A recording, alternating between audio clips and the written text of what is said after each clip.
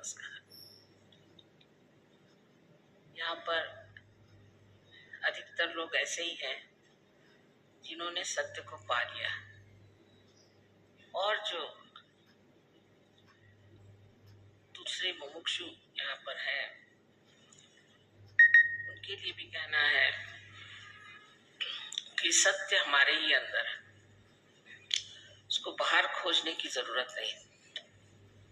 काहे रे बन खोज न जाई, सदा निवासी सदा अलेपा तो है संग समाई।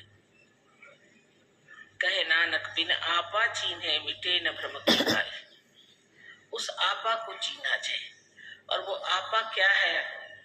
आजकल के इस साइंटिफिक युग में ऐसी बातें करना भी लोग पसंद नहीं करते हैं, लेकिन साइंटिफिक युग आज उस कगार पर पहुंचा है जहां से सर्वनाश की सारी ही प्रवृत्तियां दिखाई दे रही हैं। उस वक्त मनुष्य जरूर पीछे मुड़ के देखता है कि आखिर हम जा कहाँ रहे हैं, गलती क्या हो गई। गलती यही हुई है कि हमने अपने को पहचाना नहीं, अपने को जाना नहीं, अपनी शक्तियों को पाया नहीं, हमारे अंदर जो गौरवपूर्ण है उसे हमने अपनाया है, और बहते चले अपने बुद्धि के बल पर जो बहुत सीमित है। इसलिए आज आपके सामने मैं एक अनोखी बात कहना चाहती हूँ। वो ये है कि आप ये शरीर, बुद्धि, अहंकार, संस्कार ये नहीं, किंतु आप शुद्ध आत्मा है।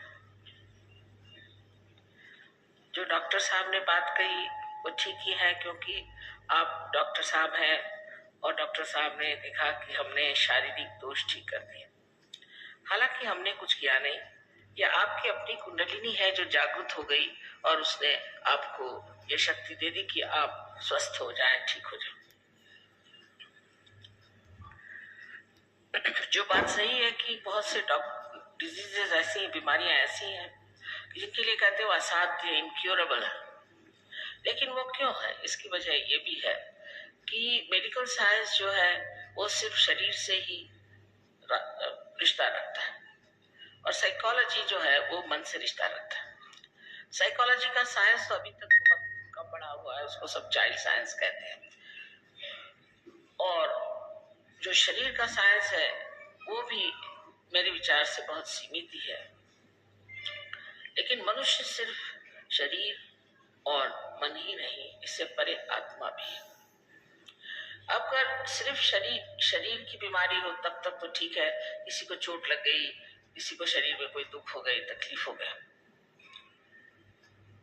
लेकिन मन की बीमारी और शरीर की बीमारी जिसे साइकोसोमैटिक कहते हैं, ऐसा जब मिलाप होता है, कॉम्बिनेशन होता है, तब बीमारियां बिल्कुल असाध्य हो जाती है।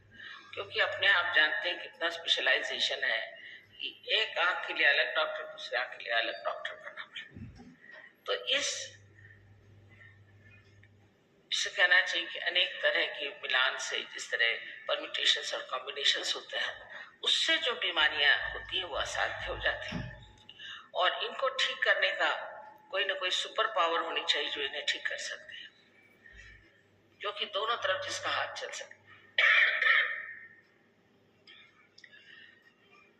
उसमें मनुष्य की जो अंदर की स्थिति है उसे पहले अगर हम जान लें, जैसे कि यहाँ चित्र में दिखाया गया है, आप देख रहे हैं कि ये अपने अंदर 7 चक्र है, और 7 चक्र जो बने हैं इस तरह से कि लेफ्ट और राइट सिंपैथेटिक नर्वस सिस्टम से बीच की पैरासिम्पैथेटिक नर्वस सिस्टम बन गई।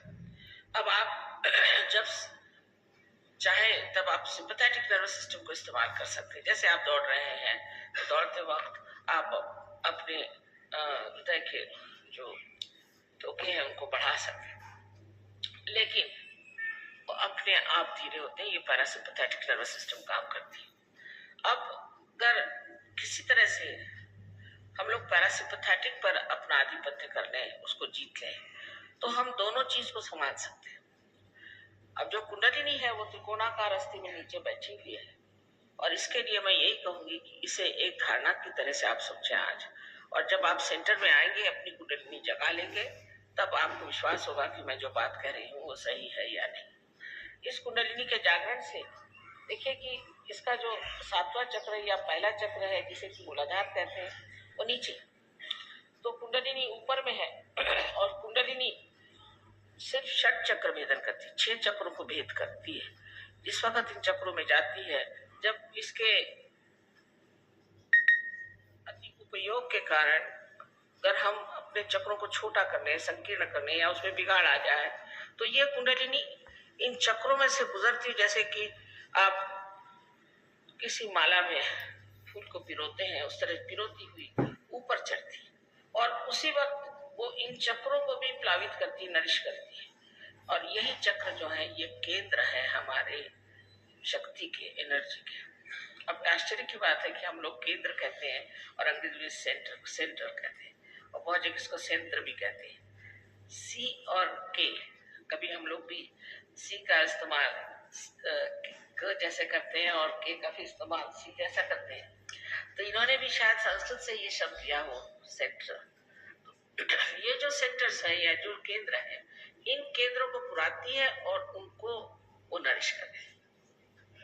अब एक जीवंत क्रिया है, कुंडलिनी का जागरण एक जीवंत क्रिया है। इस तरह किसी बीज को आप जमीन में बो देते हैं, वो अपने आप स्पॉन्टेनियसली सहज में ही उगाता है। उसी तरह यह सहज क्रिया है, और सहज क्रिया में भी ये जीवंत क्रिया है। और उत्क्रांति यानी एवोल्यूशन का ये चरम अब लक्ष्य है कि हम कुंडलिनी का जागरण करके आत्मा स्वरूप हो जाए। क्योंकि अगर मनुष्य स्थिति में अगर आप रहें, तो अभी आपने उस एकमेव सत्य को पाया नहीं।